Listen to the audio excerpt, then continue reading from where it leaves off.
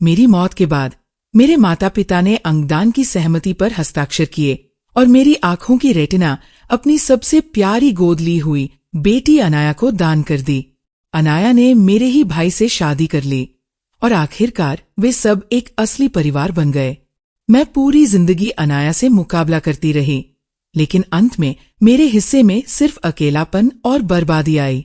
जब मुझे जिंदगी का दूसरा मौका मिला तो मैंने तय किया कि अब मैं सिर्फ अपने लिए जीऊंगी, और आखिर में मुझे अनजाने में सच्ची खुशी भी मिल गई। मेरा पुनर्जन्म हुआ। मैं उसी दिन वापस लौट आई जिस दिन अनाया हमारे घर आई थी।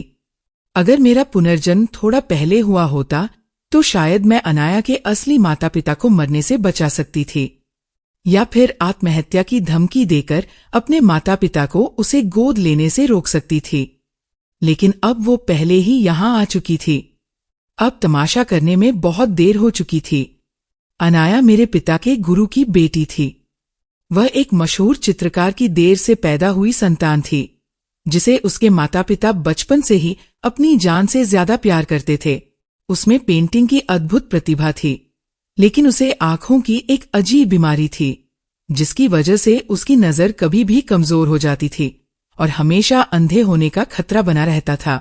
उसके माता पिता उसे हर जगह इलाज के लिए लेकर गए, लेकिन एक हादसे में दोनों की दुखद मौत हो गई और छोटी सी अनाया अकेली रह गई।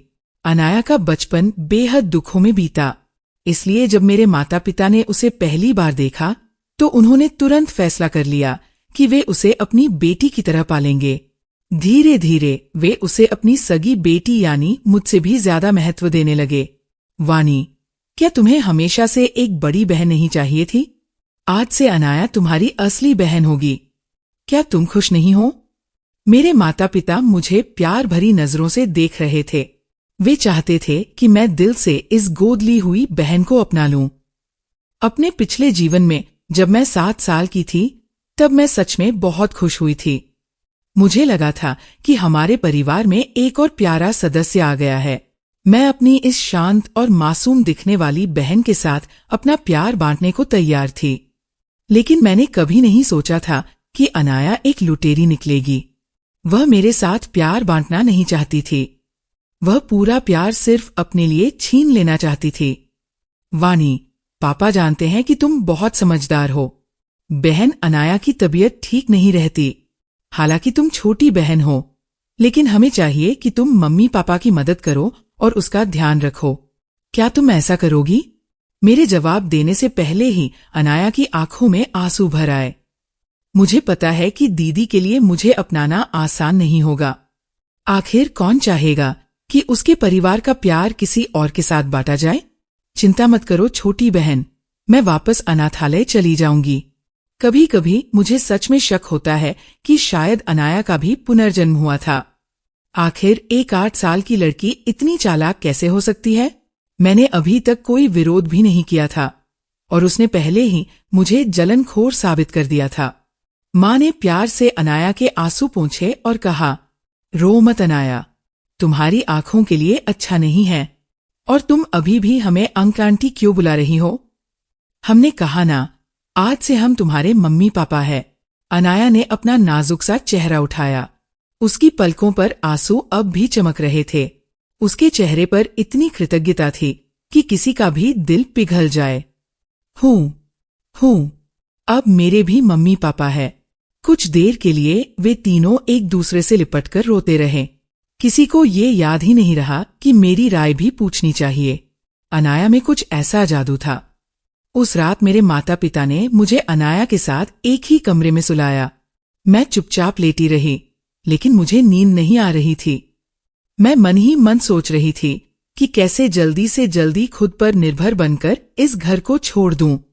पिछले जन्म की सारी घटनाओं के बाद मैं समझ चुकी थी कि जिस दिन अनाया इस परिवार में आई, उसी दिन से मम्मी, पापा और मेरा भाई सब सिर्फ उसी के हो गए थे। रात काफी देर हो चुकी थी। अनाया धीरे से बिस्तर से उठी। मैंने आंखें हल्की सी खोलकर ऐसे दिखाया जैसे मैं सो रही हूं।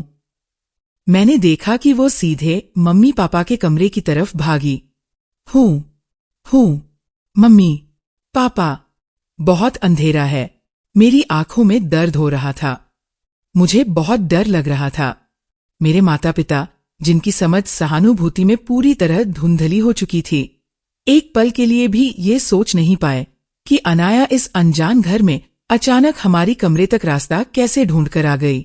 वे तो बस मेरी वजह से उसकी परेशानी देखकर दुखी हो गए। उन्होंने अनाया को कसकर गले लगा लिया, जैसे उनका दिल टूट रहा हो। डरो मत अनाया, मम्मी पापा यहीं हैं। अनाया कांपते हुए माँ की गोद में और सिमट गई, जैसे वो सच में बहुत डरी हुई हो। मम्मी, पापा, क्या मैं सच में इस परिवार में रह सकती हूँ? हूँ। अभी थोड़ी देर पहले छोटी बहन। ये सुनते ही मेरा दिल बैठ गया। अगले ही पल, बिना कुछ पूछे या समझे, पापा गुस्से में मेरे कमरे में आए और मुझे बिस्तर से खींचकर उठा दिया, जबकि मैं सोने का नाटक कर रही थी। तुमने अनाया से क्या कहा? तुम इतनी बेरहम कैसे हो सकती हो? अनाया बचपन से ही कमजोर रही है और उसकी जिंदगी पहले ही इतनी दुख भरी रही है। क्या तुम थोड़ा उसके लिए सहन नहीं कर सकती? माँ ने पापा को शांत करने की कोशिश की। ऐसा मत करो, वानी अभी छोटी है, उसे प्यार से समझाएंगे तो वह समझ जाएगी। लेकिन माँ अब भी अनाया को अपनी बाहों में कसकर पकड़े हुई थी। उसके पास मुझे बचाने आने का कोई इरादा नहीं था। आखिर में वे अनाया को अपने कमरे में ले गए और मुझे बाहर ही छोड़ दिया। मैं सिर्फ पतले पायजामे पहने खड़ी थी। पहले माँ हर रात मेरे कमरे में आकर देखती थी कि मैं ठीक से सो रही हूँ या नहीं। वह मुझे कंबल ठीक से ओढ़ाकर ही जाती थी। लेकिन अब जैसे उन्हें याद ही नहीं रहा कि मैं सिर्फ 7 साल की बच्ची हूँ। मुझे भी अंधेरे से डर लगता था, मुझे भी ठंड लगती थी, और ये वही उम्र थी जब मुझे अपने माता पिता के प्यार की सबसे ज्यादा जरूरत थी। अपने पिछले जन्म में भी अनाया अक्सर ऐसा ही करती थी। पहले वह दिखाती कि उसकी आंखों की बीमारी अचानक बढ़ गई है, फिर मेरे जरूरत से ज्यादा दयालु माता पिता की सहानुभूति का फायदा उठाकर मेरे खिलाफ झूठी बातें बना देती। धीरे धीरे बचपन में ही मुझे खतरे का एहसास होने लगा था। जिस दिन से अनाया इस घर में आई थी, मैं अपने माता पिता की प्यारी और मासूम बेटी से उनकी नजरों में एक बुरी बच्ची बन गई थी। इसलिए मैंने छुपकर अनाया से मुकाबला करना शुरू कर दिया। हर बात में मैं उससे टक्कर लेने लगी। अनाया के पास जो भी होता, मुझे भी वही चाहिए होता। अनाया लोगों के सामने मासूम और डरपोक लड़की बनने का नाटक करने में बहुत माहिर थी। वह हमेशा खुद को त्याग करने वाली दिखाती थी। इससे मम्मी पापा को उसके लिए और भी ज्यादा दया आने लगी। मैं पूरी जिंदगी अनाया से मुकाबला करती रही, लेकिन कभी उसे हरा नहीं पाई। यहाँ तक कि मेरा भाई भी, जो पहले मुझे सबसे ज्यादा प्यार करता था, अनाया के जादू में फंस गया। आर्ट की दुनिया में हर कोई हमारे परिवार को जानता था। सब कहते थे कि हमारे घर में एक बेचारी, नाजुक लेकिन जीनियस गोद ली हुई बेटी अनाया है, और दूसरी तरफ एक घमंडी, जलनखोर और निकम्मी लड़की वानी। लेकिन इस जन्म में मैंने तय कर लिया था कि अब मैं अनाया से मुकाबला नहीं करूंगी। मैं वह जिंदगी जीना चाहती थी जो सच में मैं चाहती हूँ। अगली सुबह बहुत जल्दी डाइनिंग रूम से अनाया की हंसी और मेरे माता पिता की खुश आवाजें सुनाई दे रही थी। मैं चुपचाप नीचे गई और देखा कि अनाया मेरी हमेशा वाली सीट पर बैठी थी। वह मेरे पसंदीदा बर्तनों में खाना खा रही थी। जो माहौल अभी तक खुश और शांत था, मुझे देखते ही अचानक बदल गया। ऐसा लग रहा था जैसे मैं ही उनके परिवार में घुसपैठ करने वाली कोई बाहरी इंसान हूँ। माँ के चेहरे पर झिझक साफ दिखाई दी। वानी, आज तुम इतनी जल्दी उठ गई। अनाया के पास अभी अपने बर्तन नहीं हैं, इसलिए वो तुम्हारे वाले इस्तेमाल कर रही है। क्या तुम आज अपने भाई वाले इस्तेमाल कर सकती हो? मैंने तुरंत कहा, नहीं, मुझे दूसरों की चीजें इस्तेमाल करना पसंद नहीं है। सबने तुरंत समझ लिया कि मेरा इशारा अनाया की तरफ था। पापा अभी भी कल वाली बात से नाराज थे, जब उन्हें लगा था कि मैंने अनाया को परेशान किया। उनका हमेशा शांत रहने वाला चेहरा और भी सख्त हो गया। मैंने टेबल पर रखा दूध, सैंडविच, बेकन और अंडे देखे। ये सारी चीजें अनाया को पसंद थी। मैंने शांत आवाज में कहा, मुझे दूध से एलर्जी है, मैं तो हमेशा नाश्ते में दलिया खाती हूँ। ओह, मैं भूल गई कि तुम दूध नहीं पी सकती। माँ जल्दी से बोली, मैं अभी तुम्हारे लिए सोया मिल्क बना देती हूँ। वह माहौल संभालने की कोशिश कर रही थी, क्योंकि उसे डर था कि कहीं यह साफ न दिख जाए कि वह अपनी गोद ली हुई बेटी का मुझसे ज्यादा ध्यान रखती है। जोर की आवाज के साथ पापा ने अपना कप टेबल पर पटक दिया और चिढ़कर बोले, ये इतने नियम कब से होने लगे? तुम इसे बहुत ज्यादा सिर पर चढ़ा रही हो। इतनी छोटी उम्र में ही ये हाथ से निकलती जा रही है। हमारे पास समय बर्बाद करने का वक्त नहीं है। हमें बाद में अनाया का स्कूल ट्रांसफर करवाने जाना है। अगर ये पुरानी वाली मैं होती तो उनकी बातें सुनकर मेरा दिल टूट जाता और मैं तुरंत गुस्से में हंगामा कर देती। लेकिन अब मुझे कुछ महसूस ही नहीं हुआ, बस अंदर से सब सुन्न था। मैं चुपचाप टेबल के एक कोने में बैठ गई और अनाया को देखने लगी। वह सिर झुकाकर खाना खा रही थी, लेकिन उसके होंठों के कोनों पर हल्की सी जीत वाली मुस्कान थी। लेकिन जैसे ही उसने सिर उठाया, उसका छोटा सा चेहरा फिर दुख से भर गया। पापा, दीदी के बारे में ऐसा मत कहिए।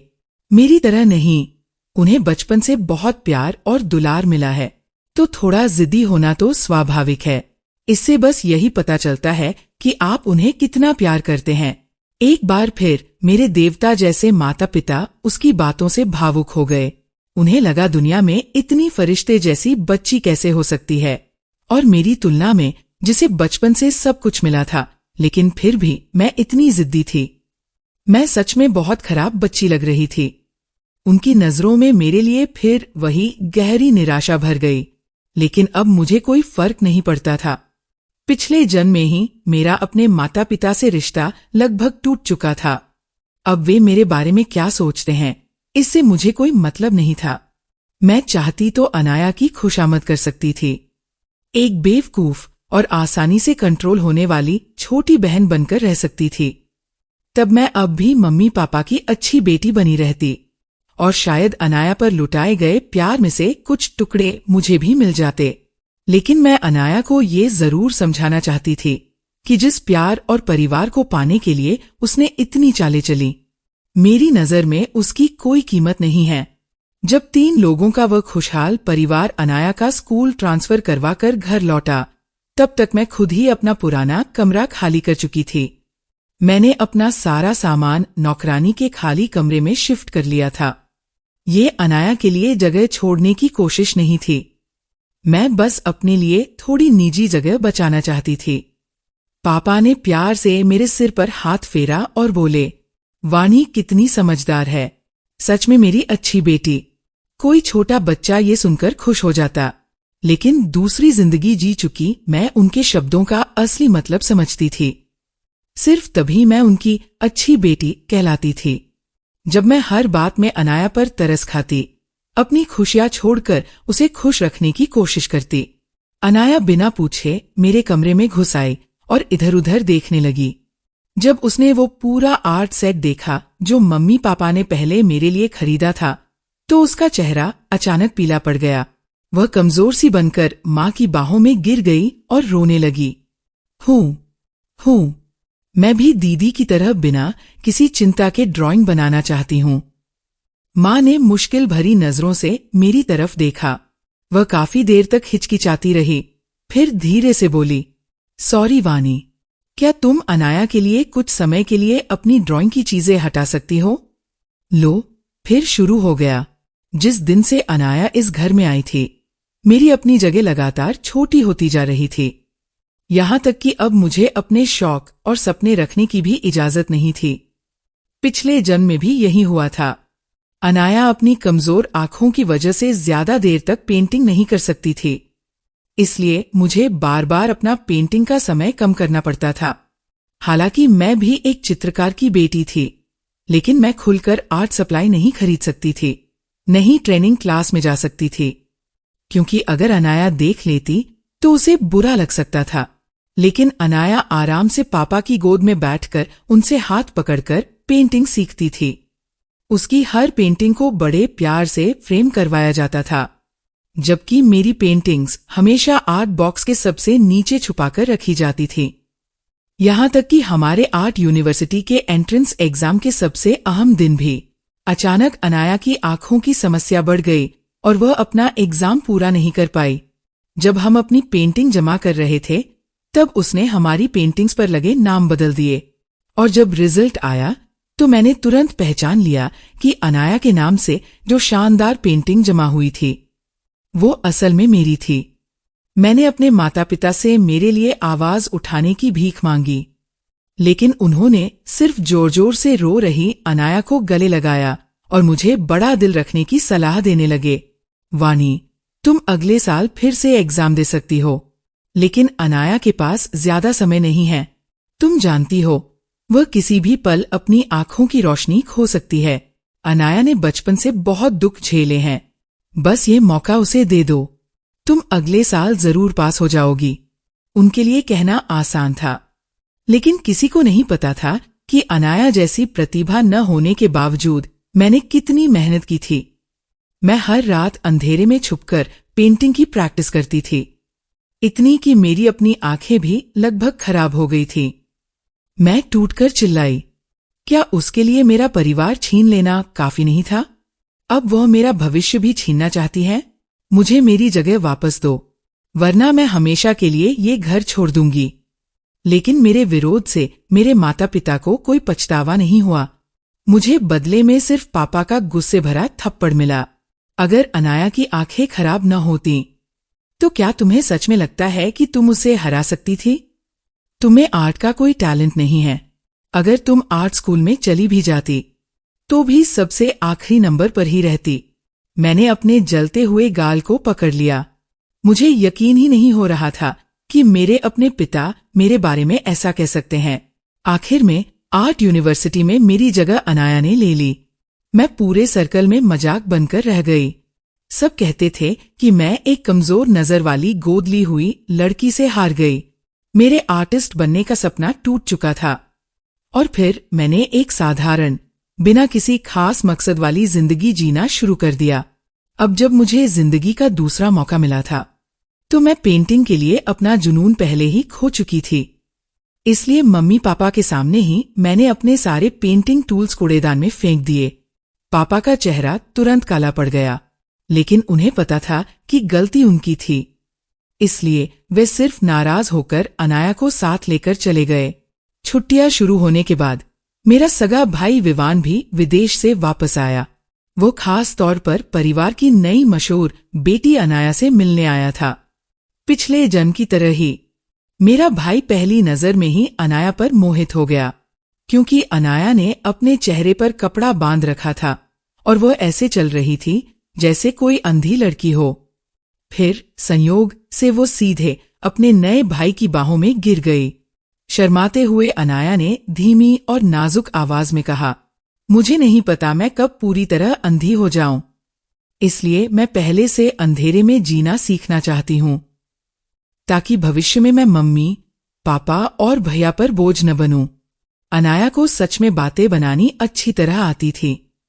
उसने बड़ी आसानी से मुझे, अपनी सगी बहन को किनारे कर दिया और साथ ही मेरे भाई को ये एहसास भी दिला दिया कि मेरे और उसके रिश्ते अच्छे नहीं हैं। मेरा जोशीला बड़ा भाई इतना भावुक हो गया कि कुछ बोल ही नहीं पाया। उसके सामने खड़ी लड़की बिल्कुल किसी कोरियन ड्रामा की मासूम और दुखियारी हीरोइन जैसी लग रही थी। उसी पल उसने मन ही मन ठान लिया कि वह जिंदगी भर अनाया का ख्याल रखेगा। मम्मी पापा ने कहा कि भाई के वापस आने की खुशी में पूरा परिवार बाहर घूमने जाएगा, लेकिन मेरा जाने का मन नहीं था।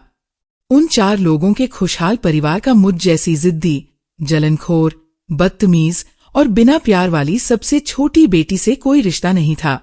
लेकिन अनाया को तो हर बात मुश्किल बनानी थी। वह एक कोने में छुपकर मोती जैसे आंसू बहाने लगी।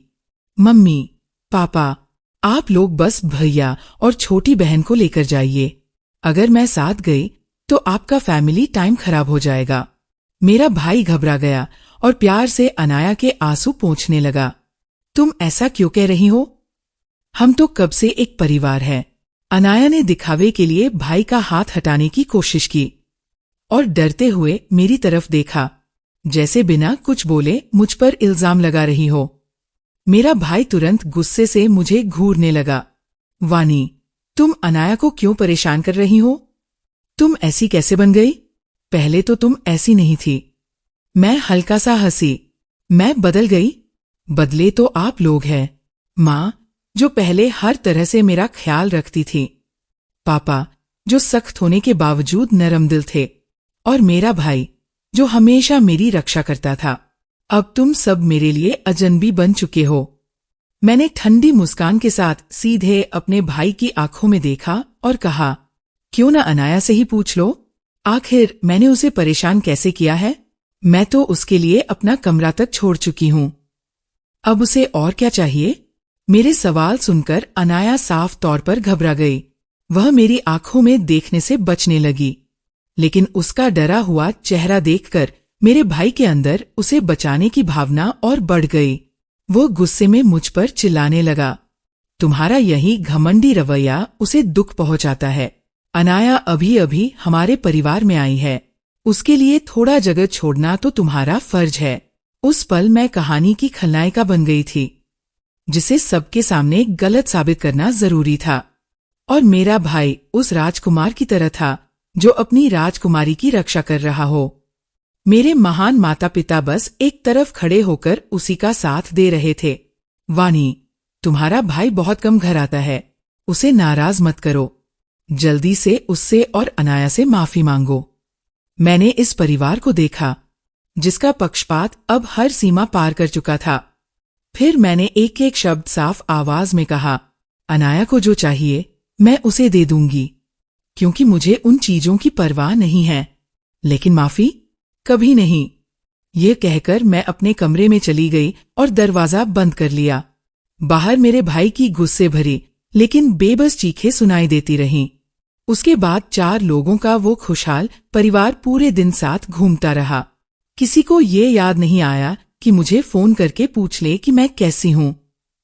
किसी ने मेरे लिए खाना तक लाने के बारे में नहीं सोचा।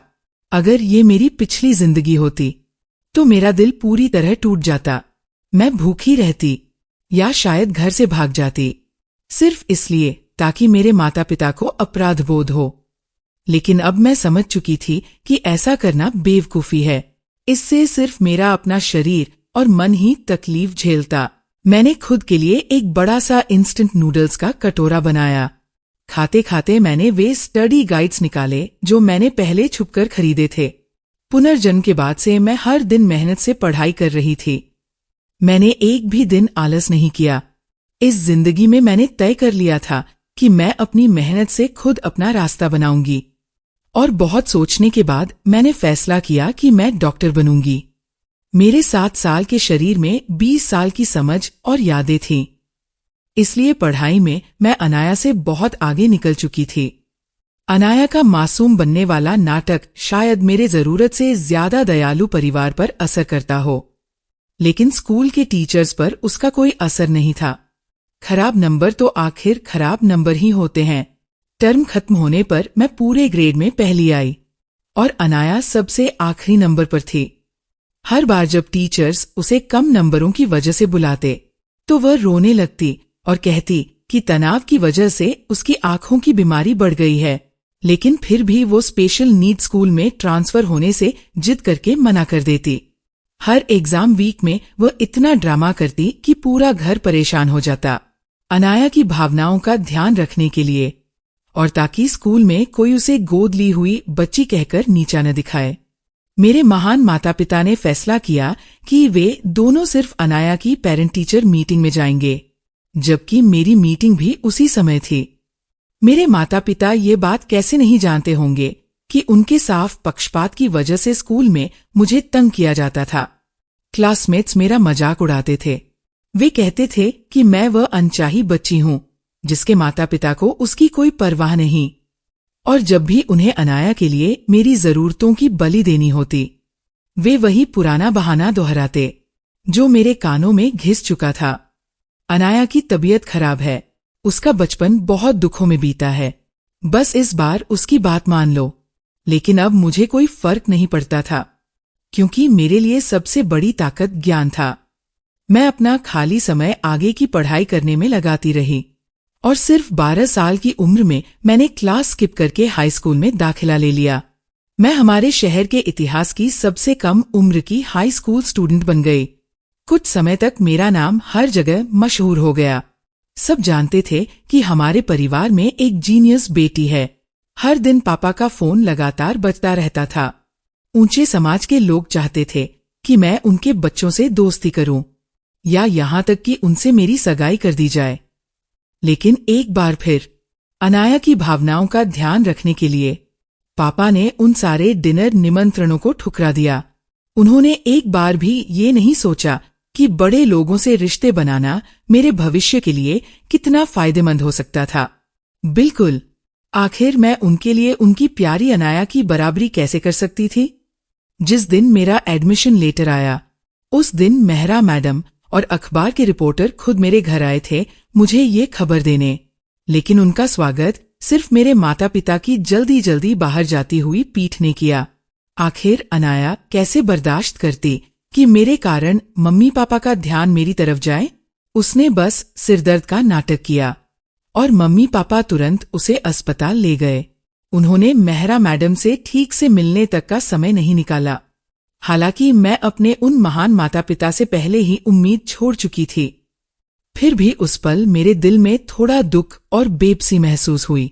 मेहरा मैडम ने मुझे गहरी नजरों से देखा और गंभीर आवाज में कहा, हमारे स्कूल में बोर्डिंग की सुविधा नहीं है, लेकिन अगर तुम कैंपस में रहना चाहो तो पहले से आवेदन कर सकती हो। मैं तुम्हारे लिए व्यवस्था कर दूंगा। जब मेहरा मैडम ने प्यार से मेरे सिर पर हाथ फेरा तो वो एहसास बहुत नरम और सुकून देने वाला था। काफी समय हो गया था किसी बड़े से एहसास ने और चिंता महसूस किए हुए। मैं खुद को रोक नहीं पाई और उनके सामने रो पड़ी। और उन्हीं आंसुओं की वजह से मुझे अपनी जिंदगी के 2 सबसे महत्वपूर्ण लोग मिले। जैसे जैसे नया सेमेस्टर पास आ रहा था, मैं इस प्यार से खाली घर को छोड़कर स्कूल के रहने वाले कमरे में जाने के लिए बेचैन हो रही थी। जिस दिन मैं घर छोड़ रही थी, उस दिन भी अनाया की वजह से मम्मी पापा फिर अस्पताल गए हुए थे। मेरा भाई छुट्टियों में घर पर था, लेकिन उसने मेरा सामान पैक करने में मदद करने की कोई कोशिश नहीं की। वह बस मुझे ठंडी नजरों से इधर उधर भागते देखता रहा और आखिर में सिर्फ इतना बोला, अब इस घर में आखिरकार शांति रहेगी। मैंने अपना आखिरी बैग टैक्सी में रखा और अपने भाई की तरफ एक बार भी मुड़कर नहीं देखा। मेहरा मैडम ने मेरे लिए जो कमरा तैयार करवाया था वह बहुत अच्छा था। लगता था कि वो पहले किसी टीचर का खाली क्वार्टर रहा होगा। किसी भी हिसाब से वह एक आरामदायक छोटा सा सिंगल अपार्टमेंट था। मैंने पूरा दिन उसे साफ करने में लगा दिया जब तक वो साफ सुथरा और आरामदायक नहीं बन गया। उसके बाद मैं बुक स्टोर गई और ढेर सारी पढ़ाई की किताबें खरीद लाई। हाई स्कूल की पढ़ाई ज्यादा कठिन होने वाली थी, इसलिए मुझे और ज्यादा मेहनत करनी थी ताकि मैं सबसे आगे निकल सकूं। स्कूल के पहले दिन ही, जैसा मैंने सोचा था, मेरे क्लासमेट्स ने मुझे अलग करना शुरू कर दिया। जैसे ही उन्हें पता चला कि मेहरा मैडम ने मेरे लिए खास तौर पर रहने की व्यवस्था की है, उन्होंने तुरंत मुझे सिफारिश वाली लड़की का टैग दे दिया। अरे वाह, 12 साल की जीनियस आ गई। इतनी छोटी उम्र में अकेले डॉर्म में रहने से डर नहीं लगता? कहीं रात में मम्मी के लिए रोने तो नहीं लगती? चलो पानी पीने चलते हैं। हो सकता है ब्रेक में इसे बेबी फॉर्मूला बनाना पड़े। ये खुद को बहुत महान समझने वाले बच्चे मुझे इसलिए अलग कर रहे थे क्योंकि मेरी मौजूदगी उनकी चमक को कम कर रही थी। ऐसी जहरीली बातें किसी आम किशोर को गहरी चोट पहुंचा सकती थी, लेकिन मेरे जैसी पुनर्जन्म लेकर आई इंसान को ये सब सिर्फ बचकाना मजाक लगता था। उम्र में छोटी होने के बावजूद मेरी लंबाई अच्छी थी, इसलिए मैं सीधे क्लास के बीच वाली सीट पर जाकर बैठ गई। तुरंत फिर ताने शुरू हो गए। वाह, सिफारिश वालों की बात ही अलग है। सीधे सेंटर सीट भी मिल गई। कौन इसके साथ बैठेगा? टीचर की नजर हर समय इसी पर रहेगी। सारे छात्र इधर उधर हट गए और मैं क्लास के बीचों बीच अकेली रह गई। मैंने अपनी पीठ सीधी रखी, उनकी बातों को पूरी तरह नजरअंदाज किया और शांति से अपनी किताब खोल ली। तभी किसी ने मेरे बगल वाली कुर्सी खींचकर बैठते हुए हाथ आगे बढ़ाया। उस लड़के के हाथ लंबे और बहुत सलीकेदार थे। वह मुस्कुराकर बोला, हाय, तुम वानी हो ना? तुमसे मिलकर अच्छा लगा। मैं आर्यन हूं। क्या मैं तुम्हारे साथ बैठ सकता हूं? मैंने उसे चुपचाप ऊपर से नीचे तक देखा। उसमें वही साफ सुथरा और स्कूल के लोकप्रिय लड़के वाला एहसास था। मैंने पूछा, क्या तुम्हें पक्का यकीन है?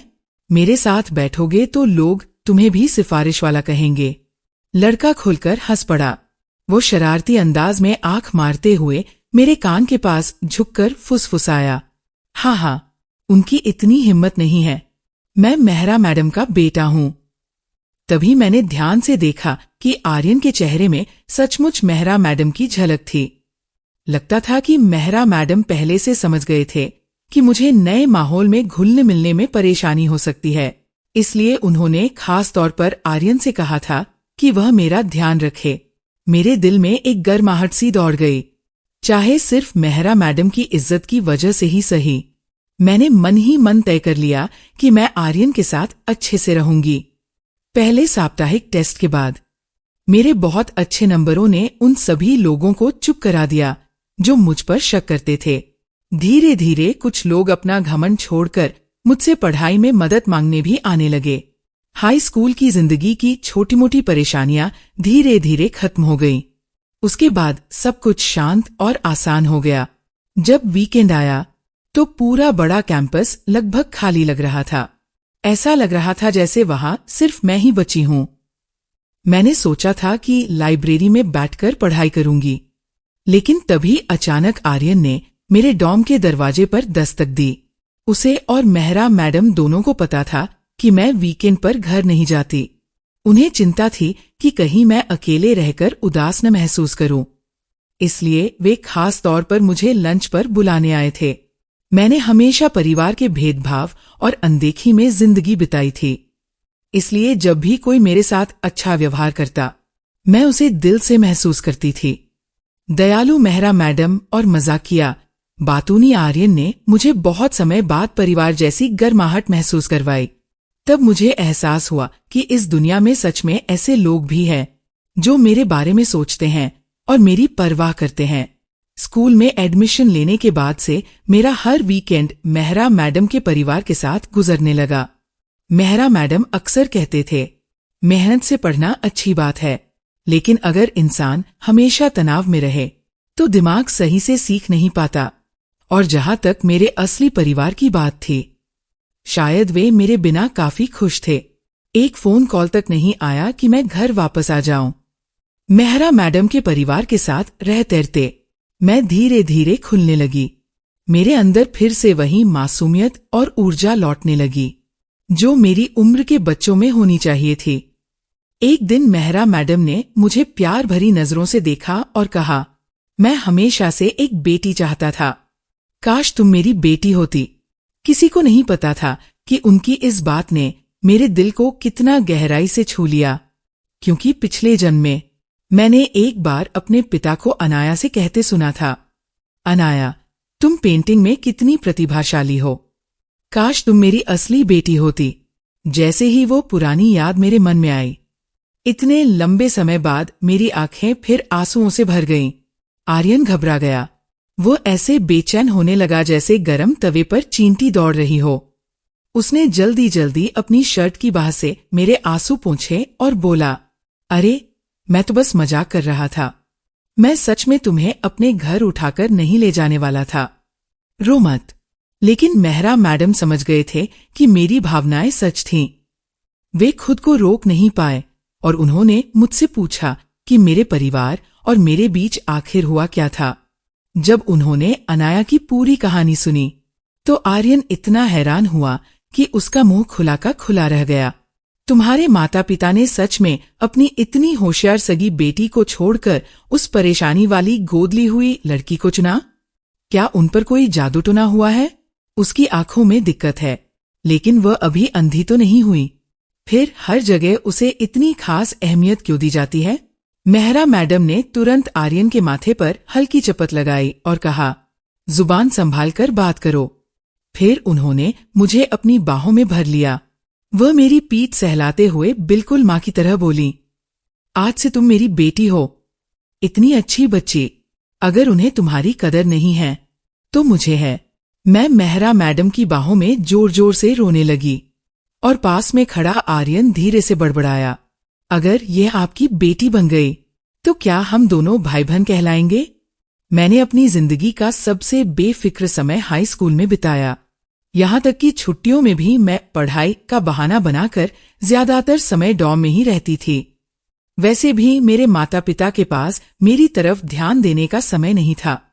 मैंने सुना था कि वे अनाया को अलग अलग डॉक्टरों के पास ले जाने में व्यस्त थे। साथ ही उसे तरह तरह की ट्यूशन क्लासों में भी दाखिला दिलवा रहे थे। वे इतने व्यस्त हो गए थे कि परिवार का बिजनेस लगभग नजरअंदाज होने लगा और मेरा खर्चा भी काफी कम कर दिया गया। लेकिन अच्छी बात यह थी कि मैं बहुत पहले ही आर्थिक रूप से खुद पर निर्भर होना सीख चुकी थी, इसलिए मुझे उनकी मदद की जरूरत ही नहीं थी। मुझे बचपन से ही पेंटिंग्स में निवेश करने की अच्छी समझ थी, लेकिन पिछले जन्म में मेरे पिता और अनाया ने मेरे दिमाग में ये बात भर दी थी कि कला को पैसों से जोड़ना बहुत शर्म की बात होती है। वे बातें तो बहुत बड़ी बड़ी करते थे, लेकिन सच ये था कि जिन पेंटिंग्स की पहचान मैं करती थी उन्हें बेचकर वे चुपचाप खूब पैसा कमाते थे और उस कमाई में से मुझे एक पैसा तक नहीं देते थे। इस जन्म में मैंने बहुत जल्दी उनका असली चेहरा पहचान लिया था, इसलिए मैंने सिर्फ अपने सबसे भरोसेमंद मेहरा मैडम को ही अपने निवेश संभालने दिए। जब मैं अपनी बैंक बुक में लगातार बढ़ती रकम देखती तो मुझे जिंदगी में पहली बार असली सुरक्षा महसूस होती। सच में सबसे जरूरी चीज यही है कि इंसान खुद अपने पैरों पर खड़ा हो सके। इस वीकेंड मेहरा मैडम और आर्यन ने खास तौर पर समय निकाला ताकि वे मुझे पास के पार्क में पिकनिक पर ले जा सकें। मेहरा मैडम कार पार्क करने गए और मैं और आर्यन पहले जाकर लॉन पर जगह पकड़ने लगे। मैं इस दिन का बहुत इंतजार कर रही थी, लेकिन जैसे ही मैंने अपने परिवार को हमारी तरफ आते देखा, मेरा सारा अच्छा मूड गायब हो गया। सबसे आगे अनाया मेरे भाई का हाथ पकड़े चल रही थी। उनके पीछे मेरे लंबे समय से ना दिखे महान माता पिता थे। जैसे ही उन्होंने मुझे देखा, उनके चेहरे की मुस्कान वही जम गई। अनाया ने मुझे देखते ही डरकर अपने भाई के पीछे छुपना शुरू कर दिया, जैसे मैं अभी उसे खा जाऊंगी। उसका वह कमजोर और मासूम दिखने वाला अंदाज तुरंत मेरे भाई के अंदर उसे बचाने की भावना जगा गया। उसकी नजरें मेरी तरफ और ज्यादा कठोर हो गईं। तुम हमेशा कहती रहती थी कि पढ़ाई कर रही हो, लेकिन पता चला तुम तो झूठ बोल रही थी। जब अनाया की नजर मेरे पास खड़े आर्यन पर पड़ी तो उसने गुस्से में अपना निचला होंठ दबा लिया। छोटी बहन वानी, क्या तुम अपने बॉयफ्रेंड के साथ डेट पर आई हो? मम्मी पापा तुम्हारी इतनी चिंता करते रहे और तुम छुट्टियों में घर तक नहीं आई। तुम हमसे झूठ बोल रही थी। हाई स्कूल में जाने के बाद तुम बहुत बदल गई हो। मेरे महान माता पिता भी मुझे और आर्यन को हैरानी से घूरने लगे। वानी, इतनी छोटी उम्र में तुम किसी लड़के के लिए अपने माता पिता से झूठ बोलोगी? क्या तुम हमें गुस्से से मार डालना चाहती हो? तुम अनाया की तरह समझदार और आज्ञाकारी कब बनोगी? वे सब बारी बारी से मुझ पर इल्जाम लगाते रहे। उन्होंने मुझे सफाई देने का एक मौका तक नहीं दिया। हालांकि आर्यन पहले ही मेरे परिवार के पक्षपात के बारे में सुन चुका था। फिर भी उनकी लगातार बातें सुनकर वो भी दंग रह गया। तभी मेहरा मैडम कार पार्क करके वहां आ गए। उन्हें देखते ही मेरे माता पिता का व्यवहार तुरंत बदल गया। उनकी अभी की सारी चिल्लाहट और नाराजगी एक पल में गायब हो गई। अगले साल अनाया हाई स्कूल में जाने वाली थी। उसके नंबर खराब थे, लेकिन सपने बहुत बड़े थे। वह शहर के सबसे अच्छे स्कूल में जाना चाहती थी और उस समय उन्हें मेहरा मैडम की पहचान और मदद की जरूरत पड़ना तय था। जैसे ही अनाया को पता चला कि आर्यन उसी मशहूर स्कूल के मेहरा मैडम का बेटा है, उसके चेहरे के भाव और बदल गए। उसने धीरे से मेरे भाई का हाथ भी छोड़ दिया, जिसे वो अभी तक पकड़े हुए थी। मुझे पता था वानी हमसे झूठ नहीं बोलेगी। मेरे माता पिता भी तुरंत संभल गए और झूठी मुस्कान के साथ माफी मांगने लगे। लेकिन ये माफी मेरे लिए नहीं थी। वे सिर्फ आर्यन को नाराज करने से डर रहे थे। मेहरा मैडम साहब, आप कितने दयालु हैं जो छुट्टी के दिन भी वाणी को बाहर घुमाने लाए। आर्यन इस परिवार को देख रहा था, जिसके चेहरे किताब के पन्ने पलटने से भी तेज बदल जाते थे। वो बेबस होकर हंस पड़ा। वाणी के मम्मी पापा, क्या आप अंदाजा लगा सकते हैं कि हम आज पिकनिक पर क्यों आए हैं? मेरे भाई ने देखा कि अनाया की नजर बार बार आर्यन के चेहरे पर जा रही थी। उसकी आवाज और कड़वी हो गई। और क्या? आज मौसम अच्छा है। हम भी अनाया को धूप दिखाने बाहर लाए हैं क्योंकि। लेकिन वो अपनी बात पूरी भी नहीं कर पाया। आखिर उसकी नजर आर्यन के हाथ में पकड़े केक पर पड़ी।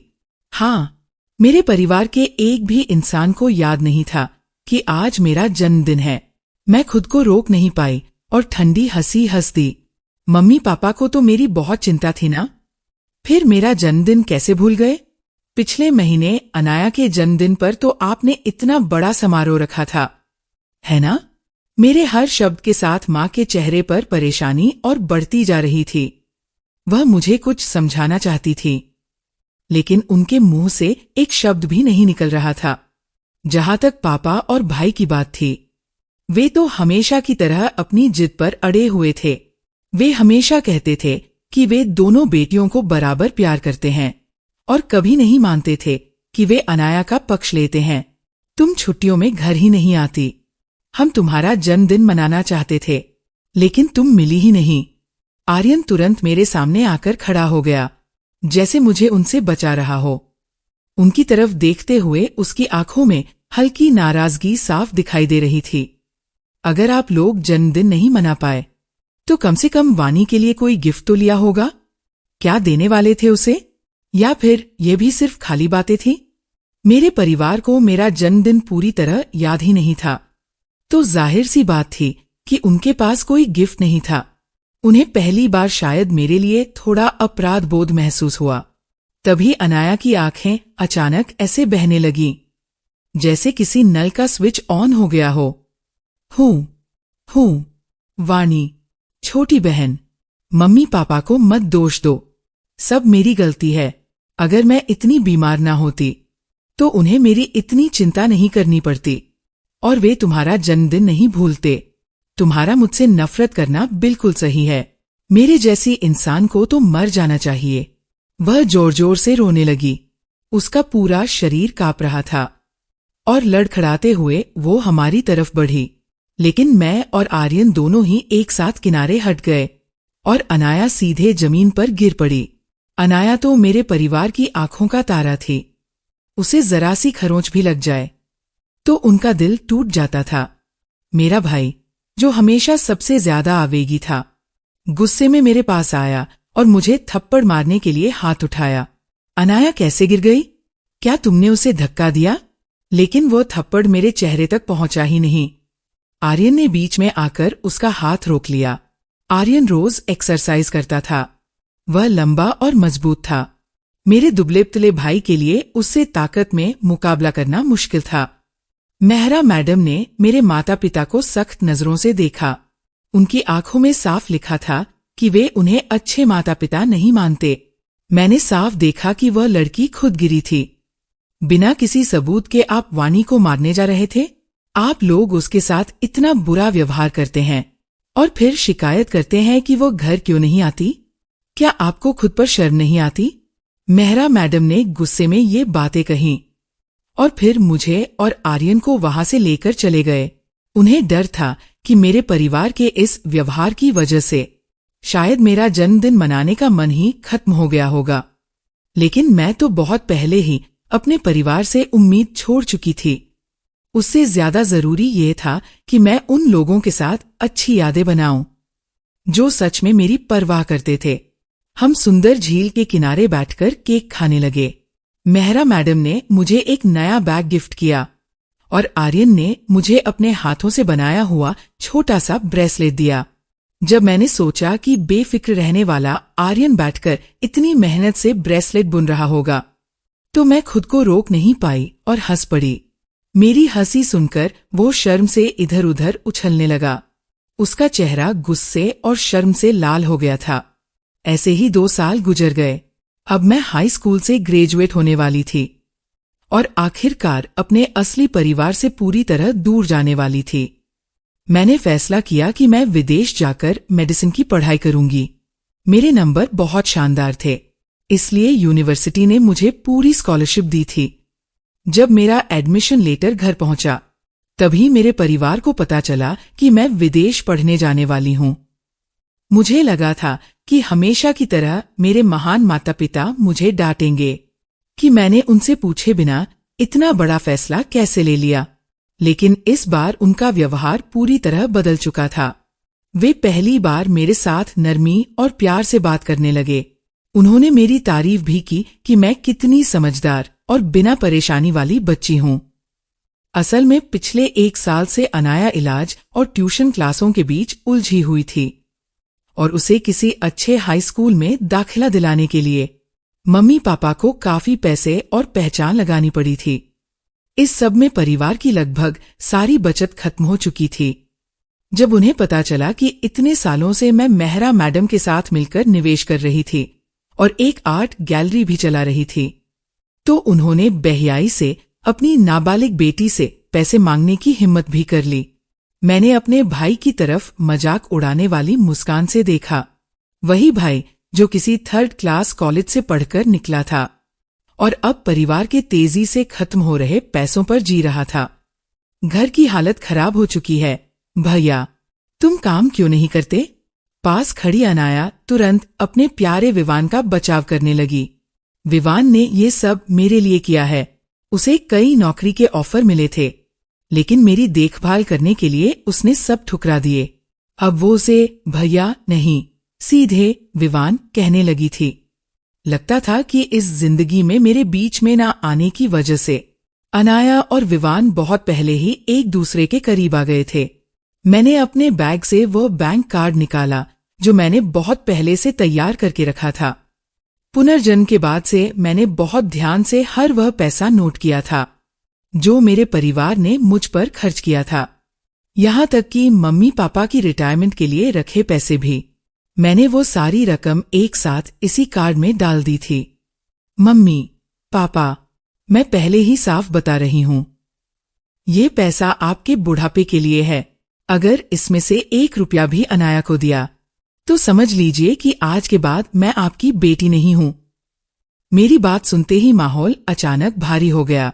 अनाया ने दोनों हाथों से अपना चेहरा ढक लिया और कमजोर सी बनकर विवान की बाहों में गिर पड़ी, जैसे उसका दिल पूरी तरह टूट गया हो। पापा ने गुस्से में बैंक कार्ड जमीन पर फेंक दिया, फिर उसे कई बार पैरों से कुचला, जैसे इतना भी उनके गुस्से के लिए काफी नहीं था। उन्होंने मेरी तरफ उंगली दिखाकर जोर से चिल्लाया, तो फिर निकल जाओ। हमारे परिवार में तुम्हारे जैसी ठंडी और पत्थर दिल लड़की के लिए कोई जगह नहीं है। मैंने एक पल की भी देरी नहीं की। मैंने साइन किए हुए नोटरी वाले कागज उठाए और तुरंत वहां से निकल गई।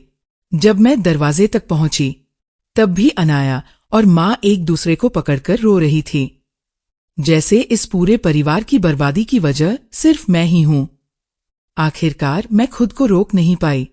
मैंने घर के हर नकली चेहरे को ठंडी नजरों से देखा और कहा, मैं पत्थर दिल हूं?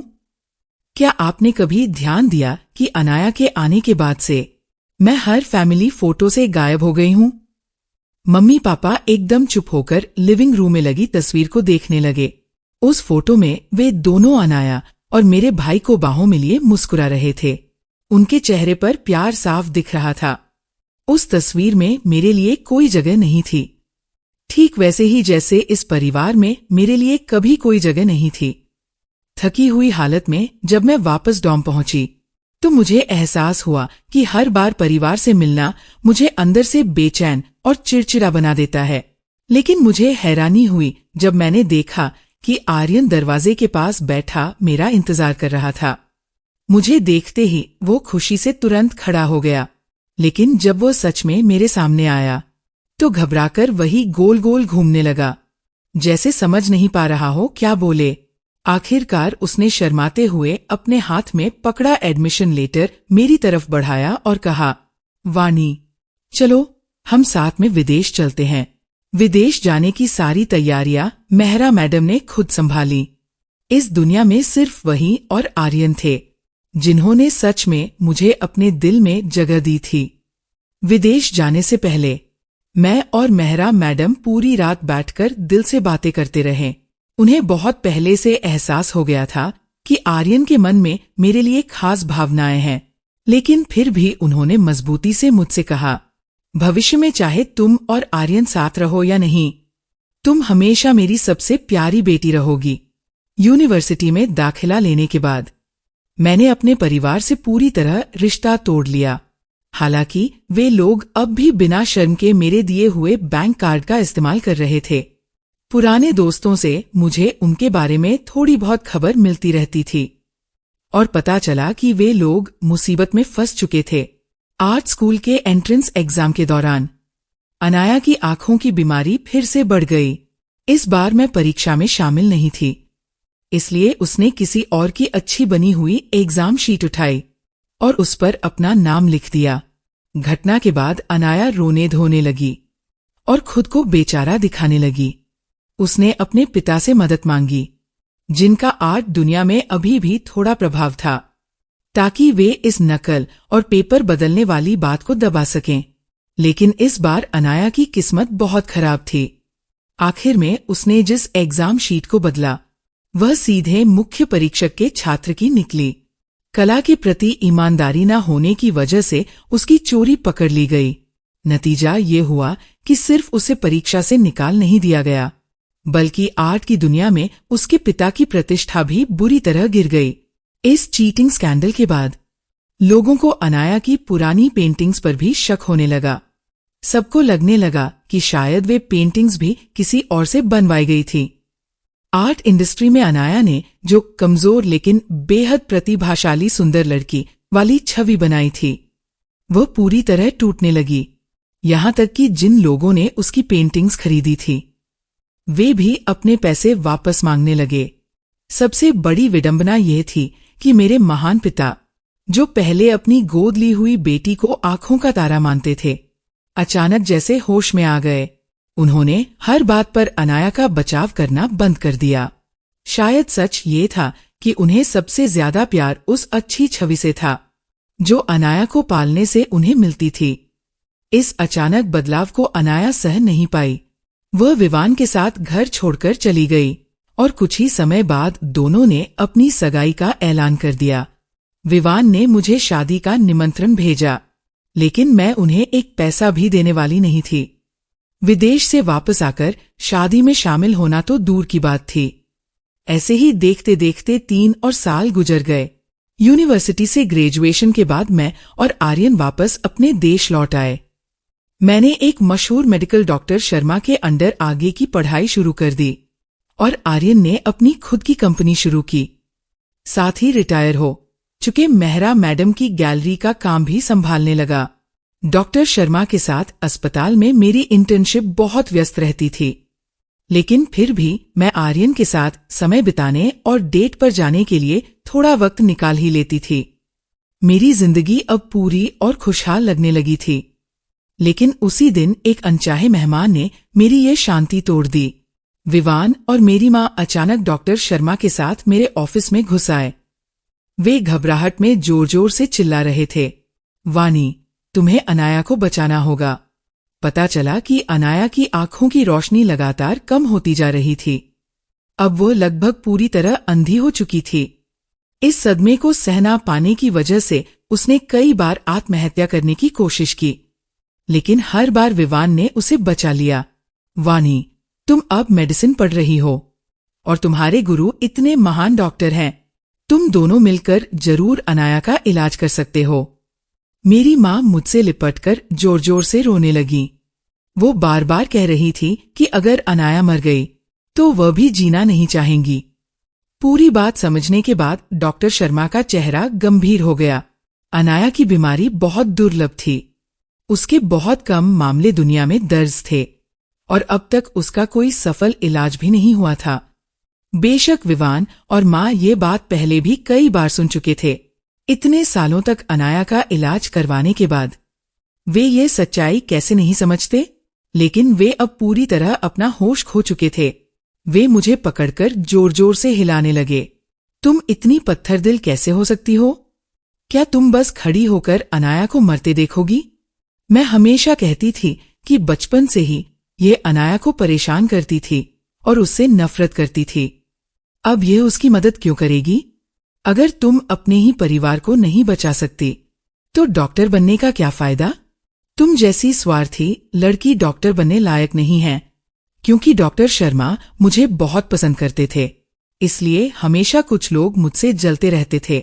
अब ऑफिस के बाहर लोगों की भीड़ जमा हो गई थी। सब हमारे परिवार की तरफ उंगली उठाकर बातें कर रहे थे। कई लोग तो ये देखने के इंतजार में थे कि डॉक्टर शर्मा मुझे इस मामले की वजह से निकाल दें। मैंने बिना एक पल गवाए विवान के चेहरे पर जोरदार थप्पड़ मार दिया। उसका गाल तुरंत सूज गया और उसी पल मेरी माँ और दरवाजे पर खड़े सारे लोग चुप हो गए। स्वार्थी, पत्थरदिल, मैं बचपन से अनाया को परेशान करती थी। तुम सब कहते थे कि अनाया बेचारी है, इसलिए मैंने अपना कमरा उसे दे दिया और खुद नौकरानी वाले कमरे में रहने लगी। तुम कहते थे अनाया को ज्यादा देखभाल चाहिए, इसलिए मैं 7 साल की उम्र से अकेले पैदल स्कूल जाती रही। आप लोग कहते थे कि अनाया को इलाज की जरूरत है, इसलिए मैं बचपन से ही स्कॉलरशिप जीतकर अपनी पढ़ाई का खर्च खुद उठाती रही। अनाया को हल्की सी छींक भी आ जाए तो पूरा परिवार उसे लेकर अस्पताल भाग जाता था। लेकिन जब मुझे 39 डिग्री बुखार होता था तब किसी ने मेरी परवाह तक नहीं की। आप लोग सिर्फ अनाया की पेरेंट टीचर मीटिंग में जाते थे, सिर्फ अनाया का जन्मदिन याद रखते थे। बचपन से ही अनाया को जो भी चाहिए होता मुझे उसे सब कुछ देना पड़ता था। मैंने तो अपने माता पिता तक उसे दे दिए। अब आप लोगों को और क्या चाहिए? हाँ, वह बेचारी है, लेकिन उसका दुख भरा अतीत मेरी गलती नहीं था और उसकी बीमारी भी मैंने नहीं दी थी। आप लोग कहते हैं कि मैं डॉक्टर बनने लायक नहीं हूं। जिस दिन मैंने मेडिसिन पढ़ने का फैसला किया था उस दिन से मेरी हर किताब मेरे अपने पैसों से खरीदी गई है। मैंने अपने दम पर एग्जाम पास किए, अपने दम पर स्कूल में दाखिला लिया और अपने दम पर टीचर्स ढूंढे। इतने सालों में आपने कभी मेरी जरा सी भी परवाह नहीं की। क्या आप सच में मां कहलाने लायक हैं? 2 जन्मों का दबा हुआ दर्द उसी पल फूट पड़ा। मैंने इतने सालों से दिल में छुपी सारी बातें एक साथ कह दी। जो लोग पहले मुझे गलत ठहरा रहे थे वे अब माँ और विवान की तरफ उंगली उठाने लगे। माँ उस पल अचानक बहुत बूढ़ी लगने लगी। शायद इतने सालों तक उन्हें लगता रहा कि वे दोनों बेटियों के साथ बराबरी कर रही हैं, लेकिन सच में एक तरफ का कटोरा कब का सूख चुका था, जबकि दूसरा जरूरत से ज्यादा भर चुका था। अपना दिल हल्का करने के बाद मुझे पहली बार शरीर और मन दोनों से राहत महसूस हुई।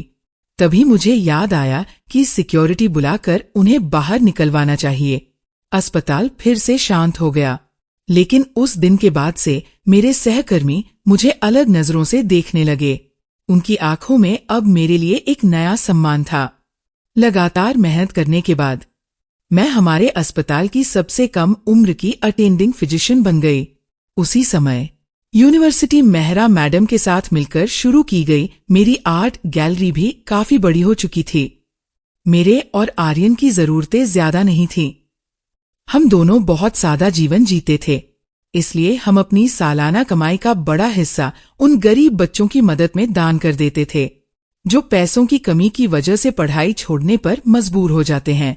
कभी कभी मैं अपने पुराने माता पिता को खर्च के लिए कुछ पैसे भेज देती थी, लेकिन उसके अलावा हमारा कोई रिश्ता नहीं बचा था। कुछ समय बाद मैंने सड़क पर अनाया को देखा। वह पूरी तरह अंधी हो चुकी थी। अपने सफेद डंडे के सहारे धीरे धीरे अकेले चल रही थी, क्योंकि विवान को काम पर जाना पड़ता था। लगता था कि अनाया फिर से अपने पुराने घर में रहने लगी थी। वही अनाया जो कभी मुझे जीतने वाली नजरों से देखा करती थी, अब उसके चेहरे पर सिर्फ खालीपन और हार दिखाई दे रही थी। मेरा परिवार कभी उसे आंखों का तारा मानता था, उसकी छोटी सी छींक पर भी घबरा जाता था, लेकिन अब वही लोग उसे अंधी और अकेली हालत में सड़क पर छोड़ चुके थे। कुछ बच्चे जानबूझकर अनाया के रास्ते में पत्थर फेंक रहे थे। मैंने जाकर उन पत्थरों को लात मारकर हटा दिया। मुझे अनाया के लिए जरा भी दया महसूस नहीं हुई। आज उसकी जो हालत है वह पूरी तरह उसके अपने कर्मों का नतीजा है। अगर उसने आर्ट स्कूल के एंट्रेंस एग्जाम में चीटिंग ना की होती तो शायद पिछले जन्म की तरह लोग आज भी उसे मजबूत इरादों वाली सुंदर और प्रतिभाशाली अंधी लड़की मानते, और मेरा परिवार भी पहले की तरह उसे प्यार और दुलार देता रहता। हालांकि मैं अपनी इस जिंदगी से बेहद खुश हूं, लेकिन अनाया ने मेरे साथ जो किया उसके लिए मैं उसे कभी माफ नहीं करूंगी। मैंने आर्यन को फोन किया और उसे और मेहरा मैडम को आज रात डिनर पर आने के लिए बुलाया। अब अतीत मेरे लिए मायने नहीं रखता, वे ही मेरा असली परिवार है। इस दुनिया के 2 सबसे महत्वपूर्ण लोग, एक ऐसा करियर जिससे मुझे प्यार है, एक ऐसा इंसान जिस पर मैं अपनी जिंदगी भरोसे से छोड़ सकती हूँ, और ऐसे बड़े जो मुझे सच में प्यार करते हैं। ये सारी खुशियां सिर्फ मेरी है और अब कोई भी इन्हें मुझसे छीन नहीं सकता।